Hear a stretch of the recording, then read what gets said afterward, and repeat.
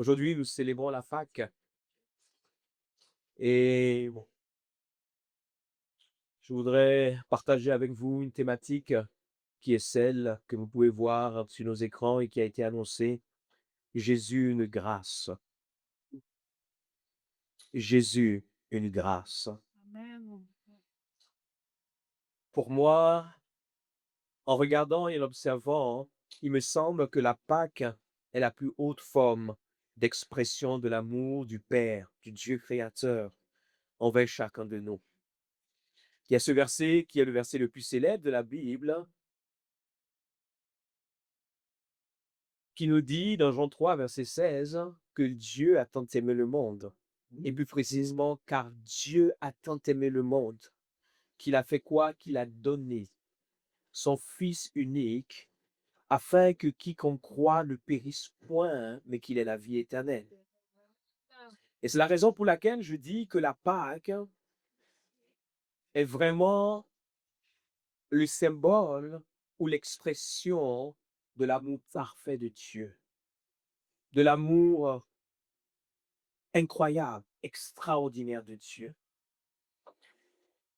À cette Pâque, il a donné, il a offert, il a sacrifié. Et c'est pas simplement un don, c'est pour moi ce que j'appelle un don sacrificiel. Vous savez, dans la vie, il y a des choses qu'on peut donner, mais ces choses ne nous coûtent pas. Par exemple, quand vous donnez ce que vous avez volé, c'est un don pour la personne qui le reçoit, mais ça ne vous a rien coûté. Quand vous donnez, par exemple, ce qu'on vous a donné, certes, ça peut vous tenir à cœur, mais comme vous n'avez pas dépensé, même si ça vous tient à cœur, ce n'est pas vraiment très, très sacrificiel. Mais quand vous avez payé quelque chose avec le fruit de votre travail, avec le fruit de votre labeur, quand vous avez quelque chose pour lequel vous avez investi et que vous avez chéri et que vous décidez volontairement de pouvoir donner, alors cela a la marque d'un don sacrificiel. Et c'est ce que Dieu a fait. Parce que la Bible nous dit qu'il a donné son Fils unique. Ce qui veut dire qu'après ce Fils, il n'avait plus d'autre Fils. Il n'avait personne pour le remplacer. Et il a décidé de donner ce Fils. C'est cela la Pâque, en substance. Bien sûr, il y a beaucoup d'autres symboles, il y a beaucoup d'autres choses, mais en substance, c'est cela. Et j'aimerais, à travers deux grands textes, parcourir avec nous la dernière Pâque que le Seigneur lui-même a expérimenté sur cette terre. Vous savez que la Pâque est la célébration la plus importante du christianisme. C'est un jour où vous devez être à l'église, c'est le jour de Pâques. Amen. Si vous n'êtes pas à l'église le jour de Noël, c'est pas grave. Ne vous inquiétez pas, votre cadeau, c'est pas important. Mais le jour de Pâques, soyez à l'église. Amen. Amen.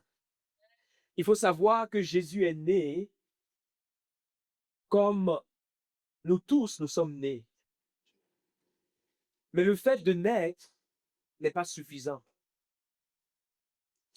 Parce que naître sans rien accomplir équivaut à n'avoir pas existé. Lorsque nous naissons, ce qui marque notre naissance, c'est pas notre naissance. Ce qui marque notre naissance, c'est notre existence. Donc, lorsque nous naissons, ce que nous accomplissons durant le temps où nous sommes sur Terre, c'est ce qui fait que notre naissance a été une bénédiction pour notre génération. C'est pour cela que ce qui est important par rapport à la vie de Jésus, c'est pas le jour où il est né. Et c'est pour cela que j'aime rappeler que même si ce n'est pas né le 25 décembre, c'est pas important. Mais ce qui est important, c'est ce qui fait qu'aujourd'hui, on continue de parler de lui. C'est qu'il est mort et qu'il est ressuscité. Amen. Je pensais que je parlais à l'église qui comprend. Y aller.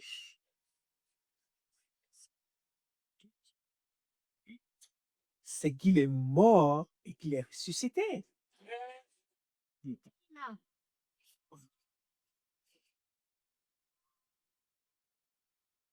Pour les premiers chrétiens, c'est pour cela c'est important d'étudier l'histoire. La manière dont ils vivaient le christianisme, c'est pas de la même manière que nous vivons. Et c'est pour cela qu'il y a des choses que nous lisons dans la Bible que nous n'expérimentons pas. Les premiers chrétiens, chaque jour qui se levait, c'était Maranatha. Ça veut dire Jésus revient bientôt. Parce qu'ils étaient dans l'expectative de la résurrection et du retour. Et nous avons perdu cela.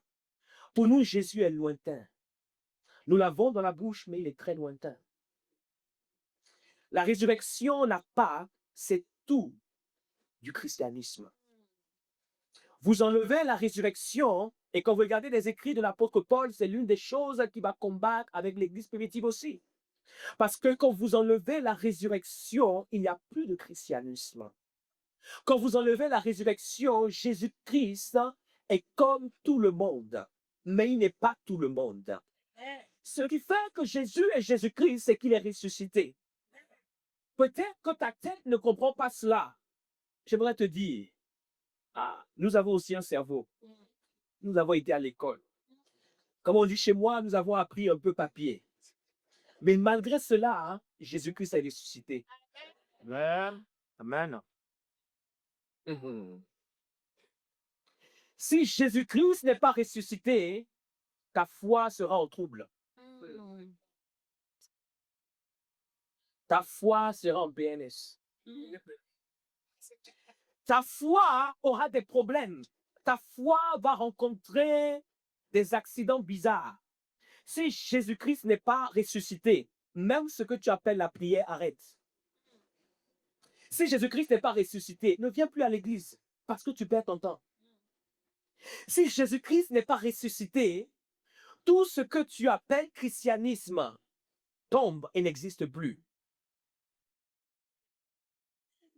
Peut-être que ce soir, certains ne seront plus chrétiens, mais il vaut mieux ne pas être chrétien, parce qu'on a compris la vérité, que être chrétien en étant dans l'erreur. Ok? Mes chers amis, c'est parce qu'il est ressuscité que nous sommes chrétiens. S'il n'y a plus de résurrection, il n'y a plus de christianisme. Et je sais qu'aujourd'hui, on ne veut pas parler de résurrection parce que ça dépasse notre cerveau. Mais la foi n'a rien à voir avec le cerveau. Si ta foi est liée à ton cerveau, c'est que tu ne l'as pas encore rencontré. Et ma prière pour toi, et c'est mon cadeau pour toi, tu ne partiras pas de ce lieu sans l'avoir rencontré. Amen. Parce qu'il est plus que le cerveau, il est plus que l'intelligence, il est plus que la connaissance. Amen. Il est le créateur de toutes choses. Amen. Le Seigneur Jésus-Christ n'était pas chrétien. Il n'était pas chrétien. Des fois, vous vous battez pour défendre Jésus chrétien. Jésus n'était pas chrétien. Jésus est né juif.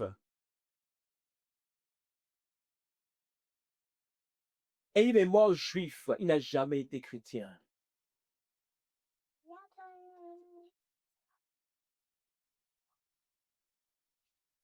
Les chrétiens, ce sont ceux et celles qui, après sa mort et sa résurrection, ont accepté de croire en lui. Donc, le diminutif de Christ, à savoir petit Christ, c'est ce qu'on appelle des chrétiens. Mais lui-même, Jésus n'a jamais été chrétien. Et en tant que juif, Jésus a connu plusieurs Pâques. Il a célébré la Pâque chaque année. Parce que la Pâque n'est pas le propre des chrétiens. Avant les chrétiens, la Pâque existait. Et on l'appelle la Pâque juive. Et elle continue d'exister. Et il faut savoir que cette année, la Pâque juive a commencé le 1er avril. Et donc, Jésus va célébrer plusieurs Pâques. À l'âge de 12 ans, lorsqu'il sera à Jérusalem et qu'il ira au temple et qu'il sera avec les docteurs de la loi, c'était pendant les fêtes de Pâques. Mais aujourd'hui, je vais m'attarder sur sa dernière Pâque. La Bible dit ceci. Dans Luc 22, verset 7, le jour des pains sans levain où l'on devait immoler la Pâque arriva. Et Jésus envoya Pierre et Jean. Luc 22, verset 8. Il envoya Pierre et Jean en disant, allez nous préparer la Pâque afin que nous la mangions. il lui dit, où veux-tu que nous la préparions? Luc 22, versets 7 à 9. Donc le Seigneur envoie deux de ses disciples et il a dit, allez nous préparer la Pâque afin que nous la mangions. Donc la Pâque était mangeable, était dégustable. Le Seigneur dit, allez préparer la Pâque afin que nous puissions faire quoi? La manger. Donc la Pâque est un moment où on mange. Amen. Et la Pâque se prépare. Amen. Et on se prépare pour la Pâque. Amen. Et dans ce texte, on voit la dernière Pâque que le Seigneur a eue. Et le Seigneur va dire, afin que nous la mangions, parce que la Pâque ne se mange pas seule. La Pâque se mange avec des proches, avec des amis, avec des personnes qui comptent dans notre vie. Et il faut savoir, une fois de plus, que la culture chrétienne d'aujourd'hui a perdu le sens de la Pâque. Et je dirais que c'est vraiment un tort. Parce que la Pâque authentique est un moment de convivialité, un moment de célébration, un moment de réjouissance. La Pâque, ou en hébreu Pessah, c'est la fête que les Juifs commémoraient le plus. Pourquoi? Parce que c'est la fête qui leur rappelait l'Exode. Lorsqu'ils étaient en Égypte et que le Dieu vivant, le Dieu d'Abraham, d'Isaac et de Jacob les a visités, alors qu'ils étaient captifs pendant 430 ans. Il va leur dire, cette nuit, mangez la Pâque et mangez-la en hâte. Et sur vos maisons, sur les portes et les linteaux, mettez le sang de l'agneau que vous allez immoler et que vous allez manger. Et quand l'ange de la mort passera et qu'il verra le sang, il saura que cette maison est une maison gardée. Et vous allez manger cette Pâque avec des herbes amères. Et le lendemain, je vous donnerai de pouvoir quitter l'Égypte et entrer dans le pays de votre promesse. Amen. Et donc, chaque année, lorsqu'il fêtait la Pâque, il se rappelait qu'il y a un Dieu qui un jour les a visités et les a sortis de l'Égypte. C'est pour cela, si tu es un vrai chrétien et tu ne fêtes pas la Pâque comme cela se doit, cela prouve que tu n'as jamais quitté le monde.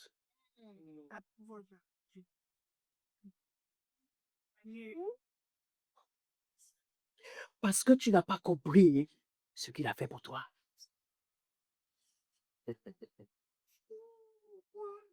Donc Jésus lui-même, durant sa vie sur cette terre, il fêtait la Pâque.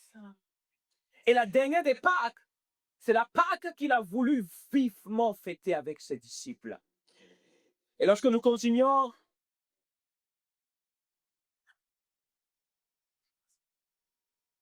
dans le texte, je reste au verset 9, il lui dit, où veux-tu que nous la préparions? Le lieu était important et stratégique pour eux. Pourquoi? Parce que la Pâque est un moment de communion, est un moment de préparation, est un moment de disposition, est un moment d'alignement, est un moment que tu ne prends pas à la légère. Et il faut savoir, écoutez ceci, que lorsqu'ils étaient en Égypte et que Dieu voulait les délivrer, Dieu va leur envoyer un prophète.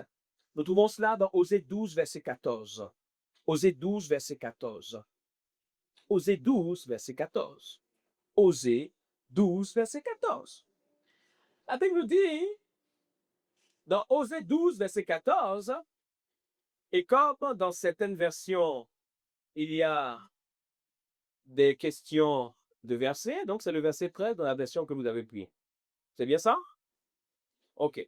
La Bible nous dit, par un prophète, l'Éternel fit monter Israël hors d'Égypte. Et par un prophète, Israël fut gardé.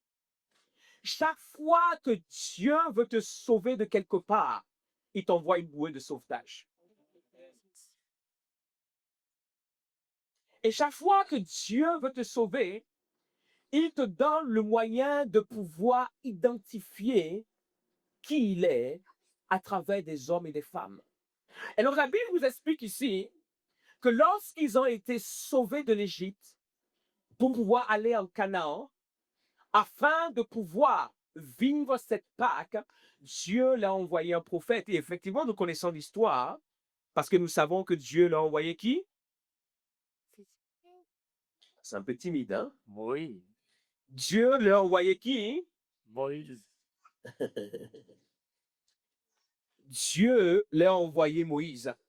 C'est pas le sujet de mon message, mais j'ouvre cette parenthèse et je la ferme rapidement. Écoutez ceci. Si je faisais un sondage aujourd'hui en demandant pour vous quel... citez-moi le nom des prophètes, je suis sûr à 100% que vous ne m'avez pas cité Moïse. Ouais. Je suis à 100%. Oui. Parce que c'est un test qui a été fait plusieurs fois. Et à 100% Moïse n'est pas dedans. Oui. Dans notre imaginaire, nous ne voyons pas Moïse comme un prophète. Parce que Moïse n'a appelé le prénom de personne.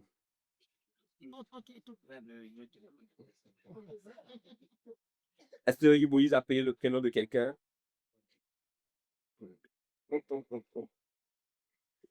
Nous ne voyons pas Moïse faire certaines choses qui pour nous semblent être ce que font les prophètes. Donc pour nous, Moïse n'est pas un prophète.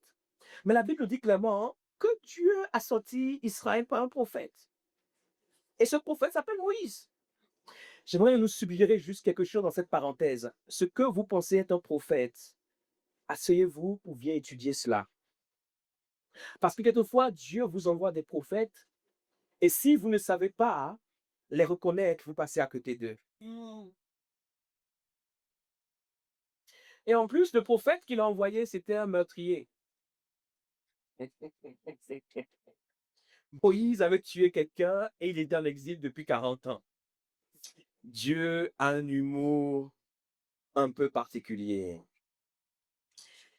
Il faut savoir que un prophète, avant d'être quelqu'un qui dit, parce qu'il dit, c'est d'abord un messager.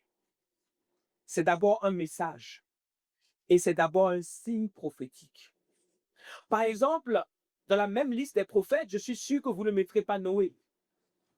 Mais Noé est un prophète. C'est un prophète qui a construit une arche. Et dans cette arche, des hommes et femmes et des animaux ont été sauvés. Parce qu'un prophète, chaque fois qu'il apparaît, il est le signe d'une rédemption. C'est ce qui fait un vrai prophète. Avant même de faire, il est. Vous pouvez être en présence d'un prophète, même sans qu'il ne dise rien. Si vous croyez que c'est un prophète, vous avez déjà. Noé n'a appelé le prénom de personne. Mais c'est l'un des plus grands prophètes de notre histoire. Parce que s'il n'y avait pas Noé, il n'y aurait pas ce monde. Je sais que je bouscule votre imaginaire des prophètes. Mais on peut continuer encore. On va prendre qui? Isaac. Isaac était un prophète.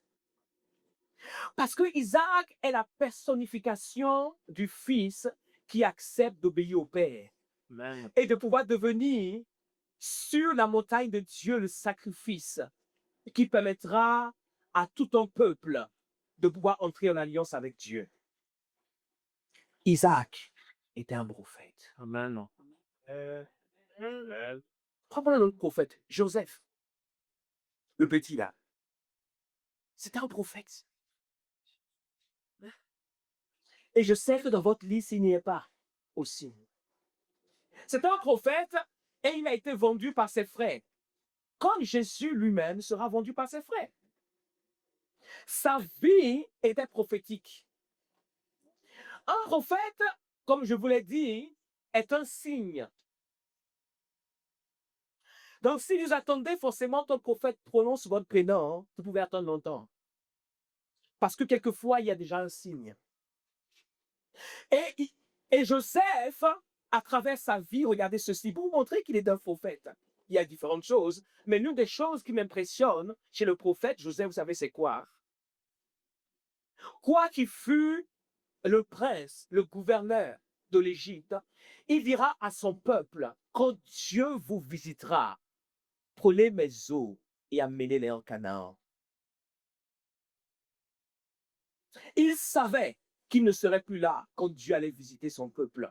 Mais il va leur dire, ne permettez pas à ce que mes eaux restent en Égypte. Prenez mes eaux et partez à Canaan avec. Et je pourrais continuer la liste, mais je voulais juste faire une parenthèse. Dans Deutéronome 18, verset 15, Moïse dit ceci, Deutéronome 18, verset 15, l'Éternel, ton Dieu, te suscitera du milieu de toi, d'entre tes frères, un prophète comme moi. Donc là, vous avez la preuve indiscutable que Moïse est un prophète. Et s'il vous plaît, mettez-le dans votre liste et dans la top liste. Parce qu'il est un très grand prophète. Et qu'à travers Moïse, votre vision des prophètes peut changer.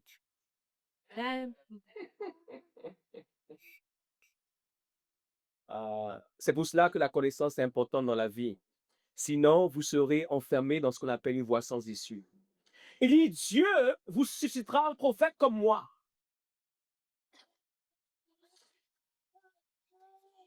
Un prophète comme moi, et il dit, vous l'écouterez. Et ce qu'il faut savoir, c'est que cette parole est, comment dirais-je, a plusieurs dimensions. Écoutez ceci. Quand Dieu parle, la parole de Dieu est une révélation. Et cette révélation a plusieurs couches. Il y a la couche directe que tu peux voir, la couche présente, la couche indirecte, qui très souvent est une couche future. Lorsque Moïse disait cela, Moïse parlait de tous les prophètes qui allaient venir après, mais en même temps, il parlait d'un prophète en particulier. Je ne sais pas si vous comprenez ce que je suis en train de dire. Et il dit, vous l'écouterez. On va dans Jean 1 à partir du verset 19. Lorsque Jean-Baptiste va apparaître, la Bible nous dit, voici le témoignage de Jean lorsque les Juifs envoyaient de Jérusalem des sacrificateurs des Lévites pour lui demander, toi qui es-tu? Il déclara, et ne le lia point, il déclara qu'il n'était pas le Christ. Donc Jean-Baptiste dit, je ne suis pas le Christ. Et il lui demandait, quoi donc? Es-tu Élie? Donc es-tu le prophète Élie? Et il dit, je ne le suis point. Et ils lui disent, es-tu le prophète? Es-tu le prophète? Et qu'est-ce qu'il répond? Et il répondit non. Verset 22. Il lui dit, alors, qui es-tu? Afin que nous donnions une réponse à ceux qui nous ont envoyés. Que dis-tu de toi-même? Moi, dit-il, je suis la voix de celui qui crie dans le désert, aplanissez le chemin du Seigneur, comme a dit Ésaïe le prophète. Mais il dit, je ne suis pas le prophète, et comme a dit Ésaïe le prophète, et quand Moïse a parlé, après Moïse, il y a eu beaucoup de prophètes. Le prophète Samuel, il y a eu le prophète Ésaïe, il y a eu le prophète Jérémie, il y a eu tous ces prophètes. Mais Moïse va dire, Dieu suscitera d'entre vos frères un prophète comme moi. Quand il dit cela, il parle non seulement de tous les prophètes qu'il y a eu, mais il parle d'un prophète en particulier. C'est pour cela, lorsqu'ils viennent, ils disent, es-tu le prophète? Et il dit, je ne suis pas le prophète, je suis en réalité un prophète qui est en train de pouvoir aplanir le chemin. Maintenant, regardez la réponse de Jésus. Jean-Baptiste se trouve en prison et il envoie ses disciples vers Jésus. Et Jésus va donner une réponse dans Matthieu 11, verset 7. Quand ils s'en allaient, les disciples de Jean-Baptiste, Jésus se mit à dire à la foule au sujet de Jean-Baptiste. Regardez ce que le Seigneur dit maintenant. Il dit, qu'êtes-vous allé voir au désert? Un roseau agité par le vent? Mais qu'êtes-vous allé voir? Un homme vêtu d'habits précieux? Voici ceux qui portent des habits précieux sont dans les maisons des rois. Qu'êtes-vous donc allé voir?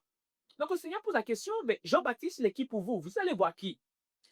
Et il dira ceci, un prophète, point d'interrogation. Oui, vous dis-je, est plus qu'un prophète. Donc le Seigneur dit, oui, Jean-Baptiste est un prophète et il est plus qu'un prophète. Maintenant, à Jean-Baptiste lui-même, on a posé la question de savoir, es-tu le prophète? Et il a dit quoi? Je ne suis pas le prophète.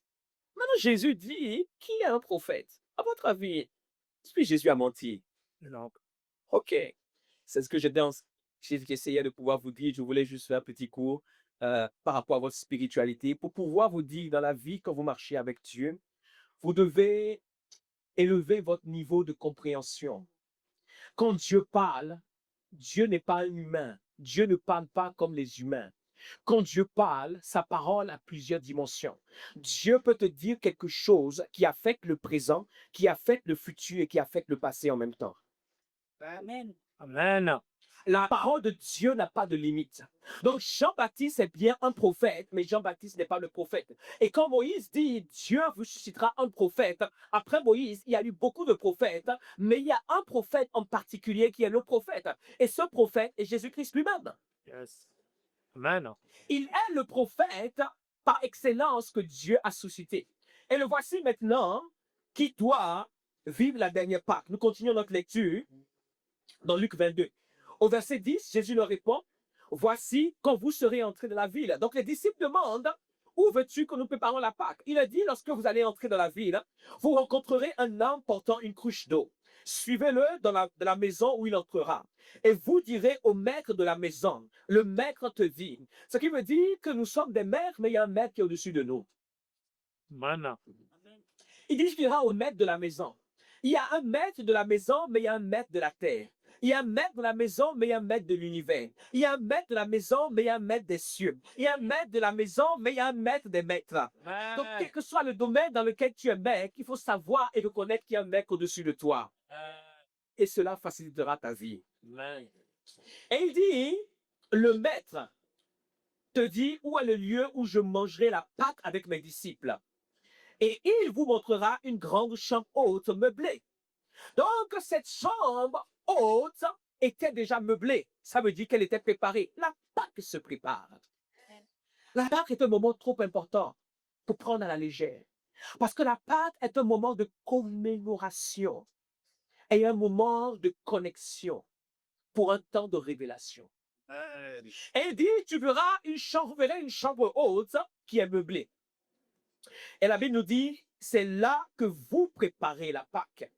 Il dit quoi? C'est là, à cet endroit, pour cette dernière Pâque. C'est à cet endroit-là que vous la préparez. C'est là que je vais manger la Pâque avec vous.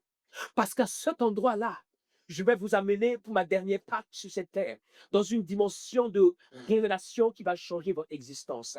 C'est à cet endroit-là, dans une chambre haute, dans un lieu élevé, dans un lieu qui est au-dessus du bois de la vie, des circonstances naturelles, des choses qui nous affectent, des choses qui nous impressionnent, des choses qui nous font peur, des choses qui nous font croire que nous n'avons pas un avenir, que nous n'avons pas une destinée. Il dit, c'est à cet endroit, dans un endroit élevé, dans une chambre haute qui est meublée. Meublée par qui? Par celui que tu ne connais pas, mais qui te connaît, mais qui a préparé toutes choses de manière ordonnée et méthodique. Il dit, c'est là. Amen. Il va y trouver les choses comme il le avait dit. Pourquoi? Parce qu'il est le prophète. Il sait de quoi il parle. Et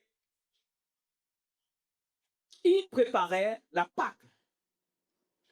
Ils sont arrivés, ils ont vu l'endroit. Le lieu était meublé, mais ce lieu avait besoin d'être préparé, d'être agencé. OK? L'heure étant venue, il se mit à table et les apôtres avec lui. La Pâque est un moment de face à face. C'est un moment où on est à table. S'il n'y a pas de table, il n'y a pas de Pâque.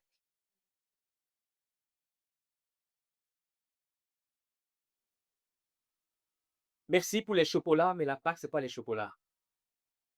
Ne vous laissez pas distraire. Pendant qu'ils vous donnent les chocolats, ils prennent les millions. Ils font le business. Mais n'oubliez pas que Dieu vous a donné rendez-vous pour la Pâque. Amen. Et pour certains d'entre vous, tous ces chocolats chimiques que vous consommez, faites attention aussi. Parce que pendant qu'ils prennent les millions, pour votre santé se dégrade. Que Dieu vous garde. Amen. Et la Bible nous dit, il se mit à table et les apôtres avec lui. Verset 15. Il a dit, j'ai désiré vivement manger cette Pâque avec vous avant de souffrir. Et il dit, avant de souffrir, j'ai désiré manger cette Pâque avec vous. Parce que cette Pâque avait une symbolique différente. Cette Pâque n'était pas la Pâque de la commémoration, mais cette Pâque était une Pâque particulièrement prophétique. Cette Pâque, il a désiré la manger avec eux parce que lui-même allait devenir la Pâque pour l'humanité. Yes. Amen. Il dit, j'ai désiré vivement manger cette Pâque avec vous avant de pouvoir souffrir. Écoutez ceci, chaque fois que nous commémorons la Pâque, nous ne pouvons pas dissocier notre vie de la souffrance. C'est pour cela que tout est fait pour ne pas qu'on se rappelle de la Pâque, mais que ce soit simplement un événement commercial. Tu ne peux pas parler de la Pâque sans parler de la souffrance. Dans la Pâque et à travers la Pâque, il y a l'histoire d'un sacrifice.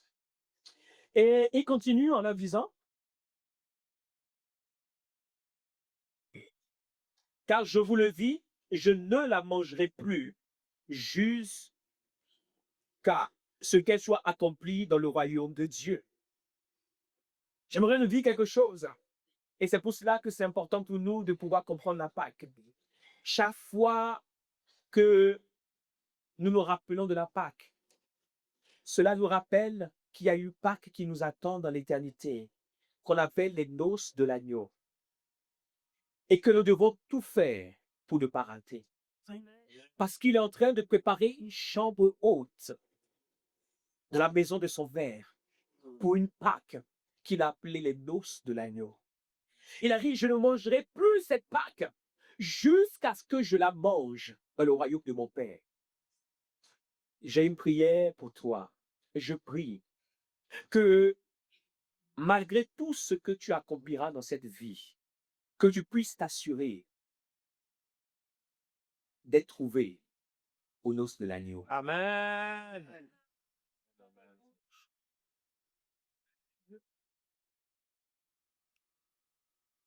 Il a mangé cette dernière Pâque et il a dit, je m'en vais préparer la Pâque la plus excellente dans le royaume de mon Père.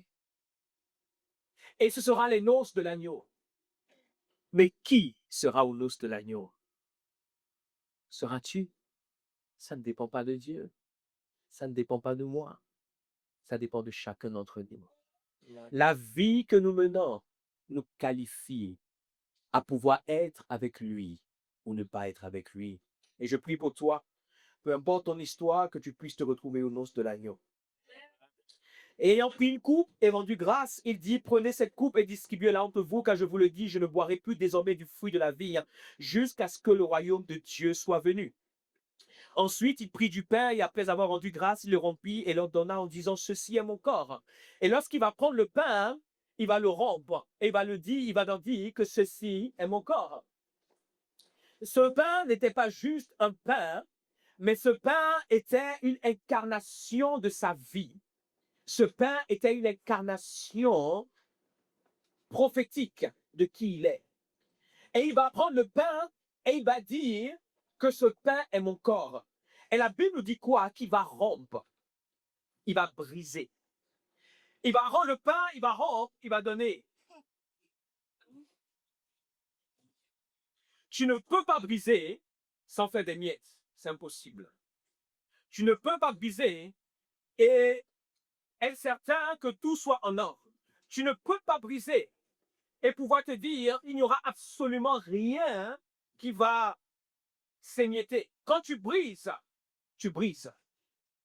Il va prendre le pain, il va le rompre et il va leur dire, prenez ce pain. Mais comprenez ce qu'il y a derrière ce pain. Ce pain, c'est mon corps. Ce qui me dit que chaque fois que nous prenons la Pâque, nous nous rappelons que son corps a été émietté. Que son corps a connu une souffrance terrible. C'est pour cela, chaque fois que de manière intentionnelle, tu vis la Pâque, tu te convertis à nouveau. Amen. Amen. Ensuite, il prend la coupe. Il prit de même, verset 20, la coupe après le souper. Il l'avait présenté avant et après le souper.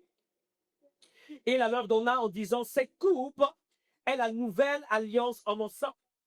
Donc il prend la coupe et il dit, c'est la nouvelle alliance en mon sang qui est répandue pour vous.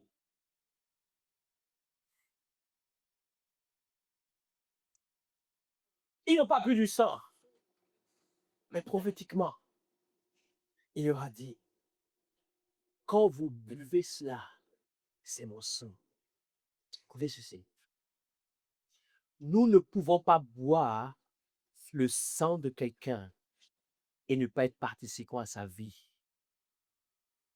C'est impossible. C'est impossible de boire le sang de quelqu'un et ne pas être imprégné de sa vie et ne pas être imprégné de qui il est. Parce que tout ce que nous sommes se trouve dans le sang. Chaque fois que nous prenons ce sang, nous sommes participants à sa vie. Amen. Si nous avons la révélation de ce que ça représente. Sinon, hein, nous pouvons manger cela autant de fois que nous voulons. C'est du pain asine. Oui, pain asine, ça coûte pas grand, ça coûte moins de 5 € à Carrefour.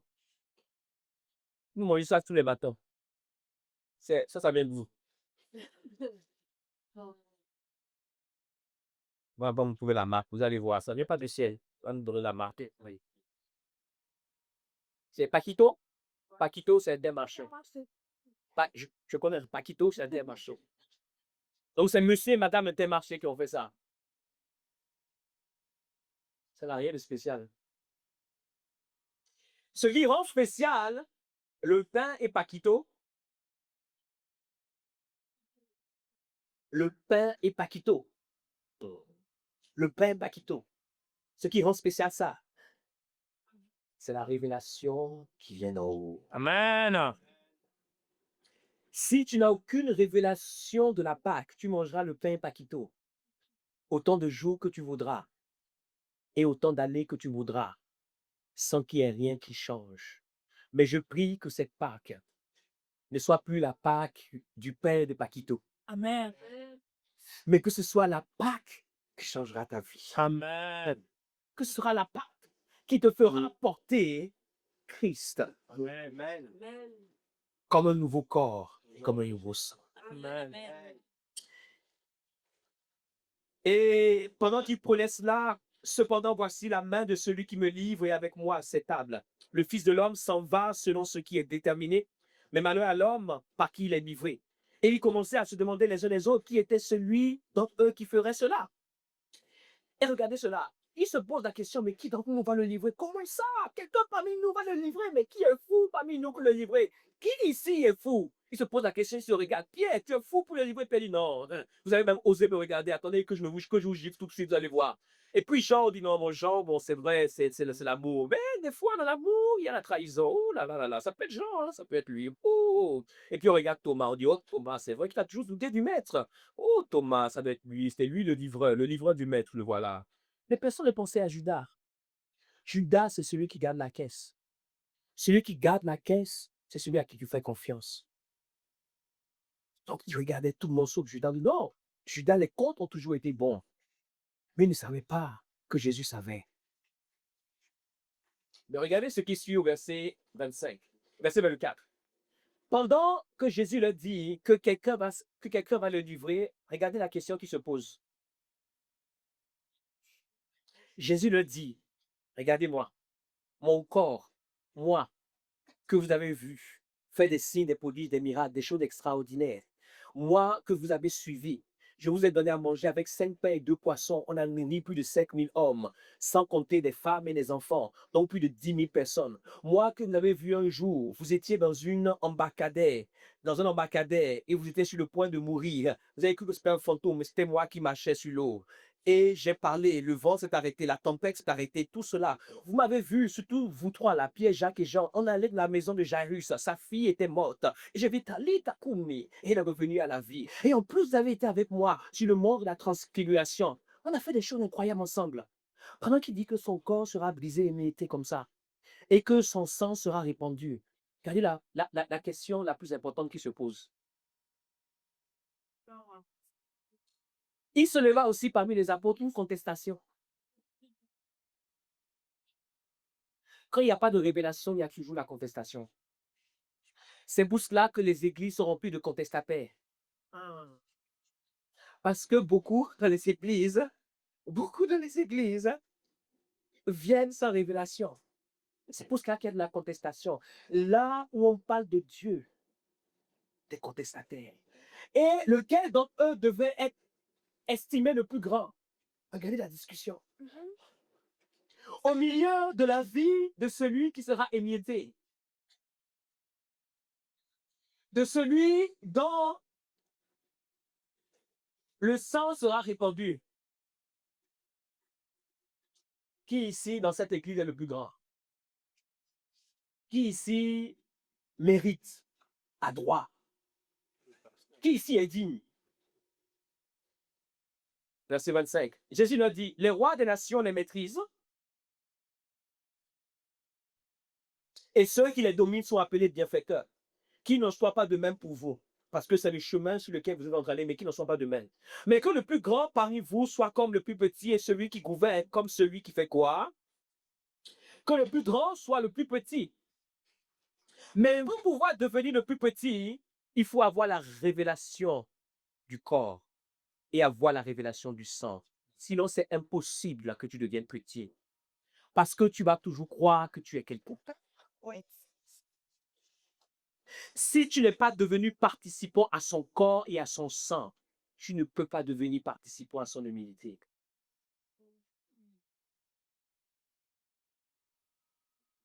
Que le plus grand soit le plus petit. Et que celui qui pense être à table, qui soit celui qui sert. Et il continue en disant, car quel est le plus grand, celui qui est à table ou celui qui sert? N'est-ce pas celui qui est à table? Et moi, cependant, je suis au milieu de vous comme celui qui sert. Il a quitté la gloire et il est venu comme celui qui sert. Et il a choisi que son corps soit brisé comme celui qui sert. Et regardez ce qu'il leur dira. Vous êtes ceux qui avaient persévéré avec moi dans les épreuves. C'est pourquoi je dispose du royaume en votre faveur, comme mon Père en a disposé en ma faveur, afin que vous mangiez et que vous buviez à ma table dans mon royaume, quand je ferai les noces de l'agneau, et que vous soyez assis sur des trônes pour juger 12 tribus d'Israël. Le Seigneur dit à Simon, Simon, Simon, Satan vous a réclamé pour vous cribler comme le froment. Mais j'ai prié pour toi afin que ta foi ne défaille point. Et toi, quand tu seras converti, affermis tes frères.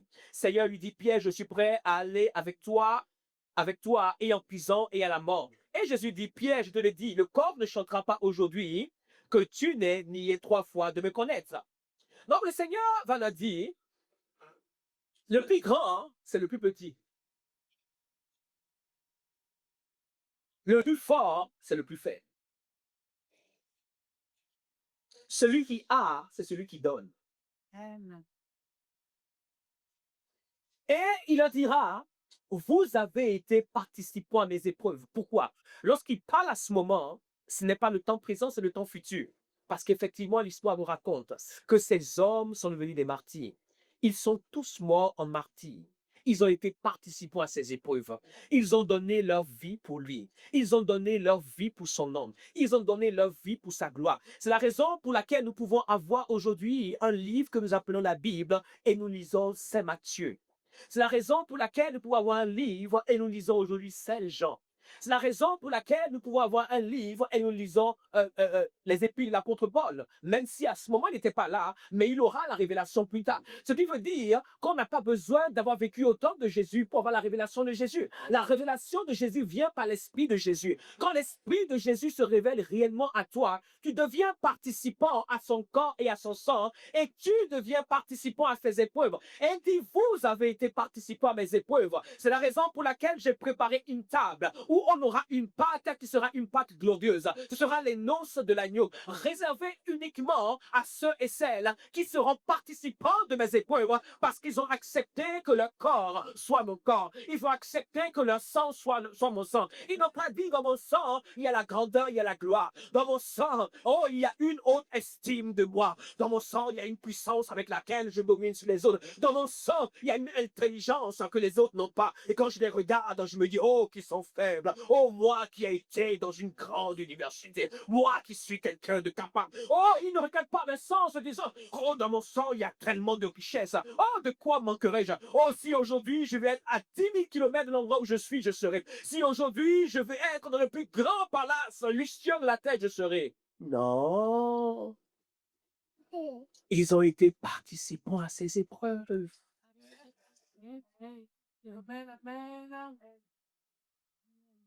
Et Pierre n'avait pas compris cette révélation. Et il dira, Seigneur, mais je serai avec toi, en prison, à la mort. Qui tu n'as pas encore compris? Tu es comme la génération que je vois du 21e siècle qu'on appelle les chrétiens. Ils connaissent la fin du film, mais ils n'ont pas été dans le film.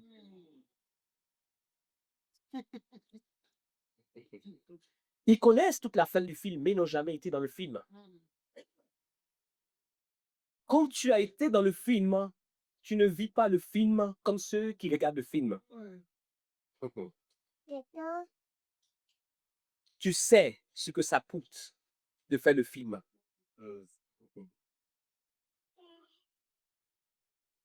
Il dit, et puis il va lui dire, oh, Pierre, écoute-moi. Pierre. D'ailleurs, deux choses, Pierre. La première, c'est que Satan te réclame. Tu as dit que tu veux me suivre. Il y a une forte réclamation sur ta vie. Cette réclamation, ce n'est pas une acclamation. Hein? C'est une contestation. Vous allez le contester tout à l'heure pour savoir qui est le plus grand. Mais ce qui te poursuit, c'est plus grand que ça. Satan te réclame. Il vit pour te cribler. Écoutez ceci. Et Jésus m'a dit, j'ai prié pour toi, pour que ta foi ne défaille pas. Et ces derniers jours, j'ai parlé beaucoup de la foi. Écoutez ceci. Le diable, la seule chose qu'il veut de ta vie, c'est ta foi. S'il a pris ta foi, il t'a tout pris. Si le diable t'a pris ta foi, tout le reste, c'est du folklore. C'est de l'amusement, c'est de la rigolade. Tu peux venir à l'église, mais tu n'as pas de foi. Tu entends, c'est comme si tu n'as rien entendu. Et c'est d'ailleurs pour ça, quand tu viens, que tu n'as pas de foi, il y a des choses que tu ne fais pas. Si tu as foi que Jésus te voit, tu ne peux pas venir comme ça. Alléluia. Jésus, tu m'as vu? Alléluia. Tu n'as pas foi. Si tu as foi qui te voit, oh, ton attitude change. Si tu as foi qui t'entend, tu dis, bah, ma soeur, écoute-moi bien. Est-ce que tu sais qu'hier, quand il n'y avait personne, moi que tu vois là, moi, je te dis moi, j'étais là. Moi que tu vois comme ça, entière là, j'étais là. Ce que j'ai vu, si je te dis, donc tu seras choqué. Donc, je vais juste te dire la moitié pour ne pas que tu meurs. Ce que mes yeux ont vu, oh, je t'assure. Cette église-là, oh, oublie. Parce que ce que j'ai vu, oh, si tu sais, mais dis-moi, oh, tu es sûr que tu veux savoir. Ah, parce que si je te dis maintenant, mensonge, calories, fraude, hypocrisie, jugement, critique. Quand tu as foi que Jésus te voit, il y a des choses qui ne peuvent pas sortir de ta bouche. Maintenant, quand tu penses que Jésus ne te voit pas, tu peux tout faire. Tu es un freelanceur. C'est-à-dire que tu lances ce que tu veux, quand tu veux, comme tu veux, parce que tu es free. You are a freelancer. Tu es un freelancer. Et les Satan veut cribler ta foi. Et quand il aura fini de criber ta foi, tu ne sauras plus qui tu es. Est-ce que c'est arrivé? Oui. Par 3 fois, il a dit, Jésus, je ne connais pas. Ah, mais Pierre, ça ne te rappelle pas le jour où on a tous vu que son corps a été brisé là? Il dit, non, je ne sais pas. Vous parlez de qui? Rien. Non, s'il vous plaît, arrêtez. Pas mentir sur moi comme ça. J'avais été là. Mais c'est pas toi qui l'as envoyé pour préparer la chambre haute où il y avait la partie. Non, c'est moi. Non, c'est pas moi. Ou trompé. On dit, mais d'ailleurs, tu parles comme quelqu'un qui vient de la même région que lui. Non, c'est quand je suis fatigué que mon langage fait comme ça. Non, 3 fois. Et quand il a fini la 3e fois, comme à Hollywood, le scénariste lui a dit, tourne à droite. J'étais là. Et quand il a tourné à droite, il a vu Jésus. En plus, Jésus appelle, vous avez vu là, Jésus, il était sur le mur comme ça. Il a dit, oh Jésus. La Bible nous dit, il a commencé par pleurer amèrement. Parce qu'il a réalisé qu'il l'aime avec sa bouche. Le bébé n'a pas encore été si pour à son corps et à son sang. Donc, il ne peut pas porter Jésus en lui. Et vous savez ce qu'il fera? Dans Jean 21, il dira à ses collègues, allons à la pêche. Jésus a dit que je serai pêcheur d'hommes. Et le mot, ce n'est pas possible. On va retourner à la pêche. Ils sont embarqués à la pêche. Et ils ont essayé de pêcher. Mais ils n'ont rien trouvé. Et au loin, il y avait un homme qui lui a dit, les enfants, vous n'avez rien trouvé à pêcher? Ils ont dit, non, on n'a rien trouvé, monsieur. Il m'a dit, si, mais les enfants, jetez le filet du côté droit. Et ils vont jeter. Et là, on peut jeter. Il y avait des poissons. Et Pierre m'a dit, les gars, lui, il est au poisson. C'est le Seigneur. Et la Bible nous dit, tout nu, celui qui avait peur de parler de Jésus devant une servante est capable de courir vers Jésus tout nu.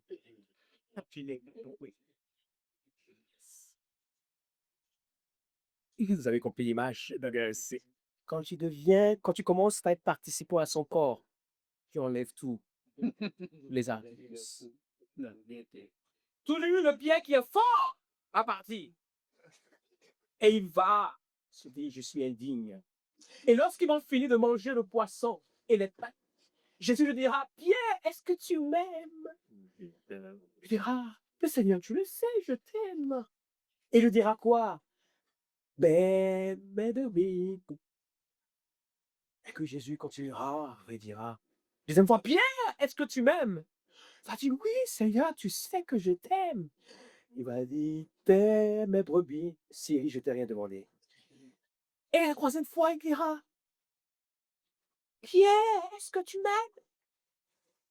Il était agacé, il dit, mais Seigneur, tu sais tout. Tu sais tout. Il dit, à peine les brebis. Vous savez pourquoi? Et je termine. Lorsque vous avez la révélation de son corps et de son sang, vous devenez participant à sa nature.